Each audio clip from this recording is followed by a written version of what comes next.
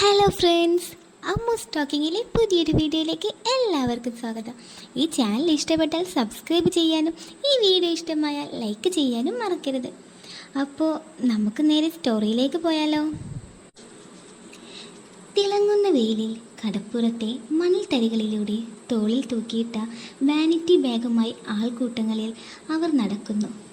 വൈകുന്നേരങ്ങളിൽ കുറേ കുട്ടികൾ അവർക്ക് ചുറ്റും കൂടി കലപില ശബ്ദമുണ്ടാക്കുന്നു. ഇളം നിറങ്ങളിൽ കരയുള്ള നേരിയതാണ് സ്ഥിരം വേഷം. എണ്ണ തേച്ച് ഭംഗിയായി കെട്ടിയ മുടിയിൽ തുളസിക്കതിർ കാണാത്ത ദിവസങ്ങളില്ല. 50ഓടടുത്ത പ്രായം, നെറ്റിയിൽ പതിവായി ചന്ദനക്കുറി, കണ്ണുകളിൽ വറ്റിപ്പോയ സ്നേഹത്തിൻ്റെ വരൾച്ച, മുഖത്ത് പഴയ കാലത്തെ പ്രൗഢിയുടെ തിളക്കം. ഇവരാണ് ലൂസി എന്ന നഗരവേശ്യ. പലപ്പോഴും ഒരാൾ ഒറ്റയ്ക്കോ 2-3 ആളുകളോ വന്ന് കടപ്പുറത്തെ കാറ്റാടി മരങ്ങൾക്കിടയിൽ നിന്ന് ലൂസിയുമായി സംസാരിക്കുന്നത് പതിവായി കാണുന്ന കാഴ്ചയാണ്. ആ ഒത്തുചേരലിൻ്റെ അവസാനത്തിൽ റോഡരികിൽ കാത്തിരിക്കുന്ന ഓട്ടോറിക്ഷയിലോ കാറിലോ കയറി അവരോടൊത്ത് ലൂസി പോകുന്നതും കാണാം. അപ്പോഴും അവർ തല അങ്ങോട്ടും ഇങ്ങോട്ടും ചരിച്ചും പൊക്കിയും ആരെയോ തേടുന്നത് പോലെ തോന്നും. മടങ്ങി വരുമ്പോൾ ചില ദിവസങ്ങളിൽ ലൂസിയുടെ വയറിലോ കഴുത്തിലോ മുതുകിലോ ചുവന്ന പാടുകൾ കാണാറുണ്ട്. അത് നഖത്തിൻ്റെയോ പല്ലിൻ്റെയോ ആയിരിക്കാം. ക്രിസ്റ്റഫർ സാറാണ് അവരെക്കുറിച്ച് എനിക്ക് പറഞ്ഞു തന്നത്. മനോരോഗ പഠനത്തിൻ്റെ ഭാഗമായി ഒരു പ്രബന്ധം തയ്യാറാക്കുന്ന അലച്ചിലിൽ സാറ് കാണിച്ചു തന്ന ഒരു കച്ചിത്തുരുമ്പ്. പുലരുന്നത് മുതൽ സന്ധ്യ വരെ കടൽത്തീരത്തെ കാറ്റേറ്റ് വർഷങ്ങളായി നടക്കുന്ന ലൂസി. കെട്ടുപിണഞ്ഞു കിടക്കുന്ന അവരുടെ മനസ്സിൻ്റെ അടിവേരുകൾ വേറിട്ടെടുക്കാൻ കഴിയണം. ഓർമ്മകളുടെ ആഴക്കടലിൽ ചെളിയടിഞ്ഞ് തിരയിളക്കം നിന്നുപോയ ഞരമ്പുകൾ പുനർജീവിക്കണം. അന്വേഷണങ്ങളുടെ ഭാഗമായി തനിക്ക് കിട്ടിയ അറിവുകൾ ക്രിസ്റ്റഫർ സാറിന് അയച്ചു കൊടുത്തു. വത്സല എന്നായിരുന്നു ലൂസിയുടെ യഥാർത്ഥ പേര്. പൂർത്തീകരിക്കാൻ കഴിയാത്ത ഒരു പ്രണയത്തിൻ്റെ മറുവശമായിരുന്നു വത്സല എന്ന സ്ത്രീ. സമ്പന്നമായിരുന്ന നായർ തറവാട്ടിൽ ജനനം. പ്രായപൂർത്തിയാവുന്നതിന് മുന്നേ പ്രണയം തോന്നിയത് കൂടെ പഠിച്ച ലൂസിഫർ എന്ന അരയൻ ക്രിസ്ത്യാനിയോട്. 8ാം ക്ലാസ്സിൽ വെച്ച് ലൂസിഫർ പഠിത്തം നിർത്തി കടലിൽ പോകാൻ തുടങ്ങി. പരസ്പരം കാണാതെ ഒരു ദിവസം പോലും മുന്നോട്ട് പോകില്ലെന്ന അവസ്ഥയിൽ എത്തിയിരുന്നു 2 പേരും. 5 വർഷം നീണ്ട പ്രണയം. ഒടുവിൽ വത്സലയുടെ അമ്മാവന്മാർ അറിഞ്ഞപ്പോൾ ലൂസിഫറെ ആരും അറിയാതെ കൊന്നുകളയാൻ പദ്ധതിയിട്ടു. ആ ദിവസം സന്ധ്യയ്ക്ക് കടപ്പുറത്ത് ലൂസിഫറിന് വേണ്ടി കാത്തിരിക്കുകയായിരുന്നു വത്സല. ദീപാരാധന തൊഴുതു വരാമെന്ന് പറഞ്ഞ് വീട്ടിൽ നിന്ന് ഇറങ്ങിയതായിരുന്നു.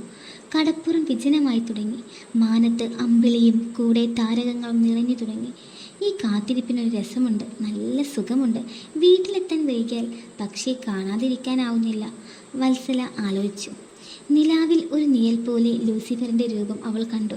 വത്സലയുടെ മുഖത്ത് പുഞ്ചി വിടർന്നു. ഇനി തനിക്ക് ഭയപ്പെടേണ്ട ലൂസി, അവൾ പതുക്കെ വിളിച്ചു. അവൻ അടുത്തേക്ക് എത്തിയതും അവളുടെ ദേഹത്തേക്ക് ചാഞ്ഞു വീണു.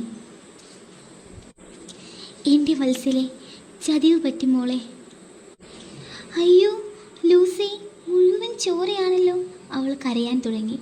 കരയല്ലേ പൊന്നെ, നിന്റെ അമ്മാവൻ്റെ ആളുകൾ എന്നെ അന്വേഷിച്ചു വരുന്നുണ്ട്. നമുക്ക് ഒരുമിക്കാൻ പറ്റില്ല വത്സലെ, നീ പൊയ്ക്കോ. വയറിന് നടുവിലായി നല്ല ആഴത്തിലുള്ള മുറിവ്. വത്സല അവളുടെ 2ാം മുണ്ടെടുത്ത് ആ മുറിവിൽ കെട്ടി. ദൂരെ നിന്ന് ആളുകൾ ഓടി വരുന്നു. അവൾ ലൂസിഫറെ ഒരു വള്ളത്തിൻ്റെ വശത്തേക്ക് ആരും കാണാതെ നീക്കി. ഞാൻ മരിക്കും വത്സല, അവളുടെ മടിയിൽ തല വെച്ച് അവൻ പറഞ്ഞു. ഇല്ല, ഞാൻ സമ്മതിക്കില്ല ലൂസി. അവൾ അവൻ്റെ ചുണ്ടിൽ ചുംബിച്ചു. മുടിയിലൂടെ വിരലുകൾ കൊണ്ട് പതുക്കെ തലോടി. ലൂസി, ഈ വത്സല എന്ന് നിൻ്റെ മാത്രമായിരിക്കും. ഞാൻ നിൻ്റെ കൂടെയുണ്ട്.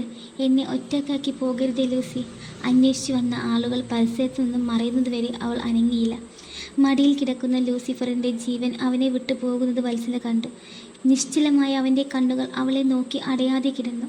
ഒന്നുറക്കെ കരയാൻ ആ നിമിഷത്തിൽ അവൾക്ക് പറ്റിയില്ല. വത്സലയുടെ മനസ്സിൻ്റെ കണ്ണികൾ ശരീരത്തിൽ നിന്നും വേർപെട്ടു തുടങ്ങിയ നിമിഷം വത്സല അവൻ്റെ ശരീരത്തെ വലിച്ച് കടലിലേക്ക് നീങ്ങി. നമുക്ക് പോകാം ലൂസി, നമുക്ക് ഒരുമിച്ച് പോകാം. ആർത്തലച്ചു വരുന്ന തിരയുടെ ശബ്ദത്തിലേക്ക് അവർ ഇറങ്ങി. അടുത്ത ദിവസം രാവിലെ കടൽ തീരത്ത് തോണിയിറക്കാൻ വന്ന മുക്കുവരാണ് വത്സലയെ കണ്ടത്. അവൾക്ക് ജീവൻ നഷ്ടപ്പെട്ടിരുന്നില്ല. ബോധം വന്നപ്പോൾ അവൾ എഴുന്നേറ്റു ആ കടപ്പുറത്ത് കൂടി ഓടി. 6 പകലും 6 രാത്രിയും വത്സല കടപ്പുറത്തു നിന്നും പോകാൻ കൂട്ടാക്കിയില്ല. അനന്തരം വത്സല ആ തീരത്തിൻ്റെ ഭാഗമായി. ലൂസിഫർ എന്നെങ്കിലും ഒരിക്കൽ വരുമെന്ന വിശ്വാസത്തോടെ കടലിനോടും കരയോടും മൗനമായി കഥകൾ പറഞ്ഞവൾ നടന്നു. കുറേ നാൾ വത്സലയുടെ അച്ഛൻ ഒരു നിഴൽ പോലെ അവളുടെ പിന്നാലെ ഉണ്ടായിരുന്നു. മകൾക്കൊരാപത്തും വരാതിരിക്കാൻ വർഷങ്ങൾ കഴിഞ്ഞപ്പോൾ അച്ഛൻ മരിച്ചു. വത്സല ഒറ്റയ്ക്കായി. ഒരിക്കൽ കടൽ കാണാൻ വന്ന ഒരു കൂട്ടം യുവാക്കൾ അതിലൊരാൾ അവരുടെ കൂട്ടുകാരനെ ഉറക്കെ വിളിച്ചു, ലൂസിഫർ. ഞെട്ടിയെഴുന്നേറ്റ വത്സല ആ കൂട്ടത്തിലേക്ക് ചെന്ന് അവരോട് ചോദിച്ചു, എവിടെ എൻ്റെ ലൂസി? നിങ്ങൾ കണ്ടോ? എനിക്കെൻ്റെ ലൂസിയെ കാണിച്ചു തരൂ, ഞാൻ നിങ്ങളുടെ കൂടെ വരാം. അവർ പരസ്പരം നോക്കി. മനസ്സിൻ്റെ താളം തെറ്റിയിരുന്നെങ്കിലും അവൾ എന്നും സുന്ദരിയായിട്ടേ കടപ്പുറത്ത് വരാറുള്ളൂ. എണ്ണ തേച്ച് കുളിച്ച തലമുടിയിൽ തുളസിക്കതർ ചൂടി മുണ്ടും നേരിതയും ഉടുത്ത് നടക്കുന്ന അവളൊരു മനോരോഗിയാണെന്ന് കാണുന്നവർ വിശ്വസിക്കില്ല.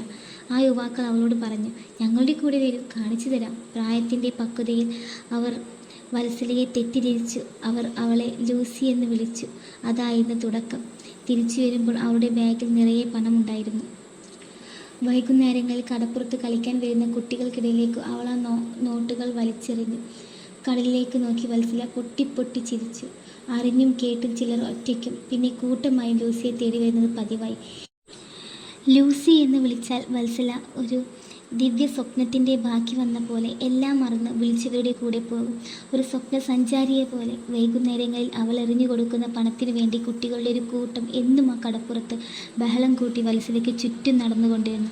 വർഷങ്ങൾക്കിപ്പുറം അവരുടെ പേര് ലൂസി എന്നായി.